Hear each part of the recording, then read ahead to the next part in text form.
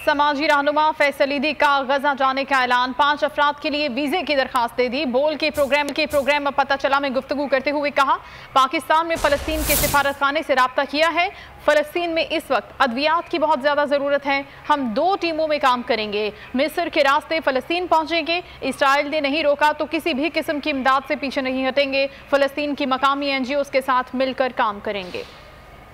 हमारी जो एम्बेसी है पाकिस्तान में फ़लस्तीन की, उनसे हमारी बात हुई तो वो बहुत ही जो है उन्होंने हमें वेलकम किया है। और उनका जो नायब सफ़ीर है वो ख़ुद हमारे साथ, वो भी गज़ा से ताल्लुक़ रखते हैं, तो वो भी हमारे साथ चलेंगे। और हम जो है वो हमारा जो टारगेट है, इरादा है, वो ये है कि वहाँ पे इस वक्त बहुत ज़्यादा शदीद ज़रूरत है मेडिसन, लाइफ सेविंग मेडिसिन की।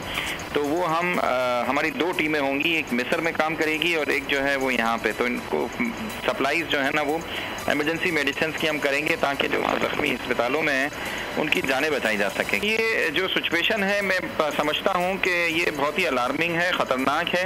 और वॉर जो है वो चल रही है वहाँ पे, फुल स्केल वॉर ही चल रही है और इसमें जानों को ख़तरा होता है। लेकिन जब यहाँ पे कराची में भी लसानी फसादात चलते थे तो हमने काम किया है यहाँ पे। हम मिस्र के रास्ते से जो है वो जाएंगे और अभी मिस्र का रास्ता जो है वो मेरे ख्याल से खुला हुआ है, मिस्र ने खोला हुआ है। और अगर हमें रोका नहीं इजराइलियों ने तो हम इंशाल्लाह वहाँ पे पहुँच के जो भी इमदाद होगी, खासकर जो इनको चाहिए इस वक्त मेडिसिन चाहिए, लाइफ सेविंग मेडिसिन, तो वो हम इनको जो है वो बड़े पैमाने पे मिस्र से जो है वो सप्लाई करेंगे।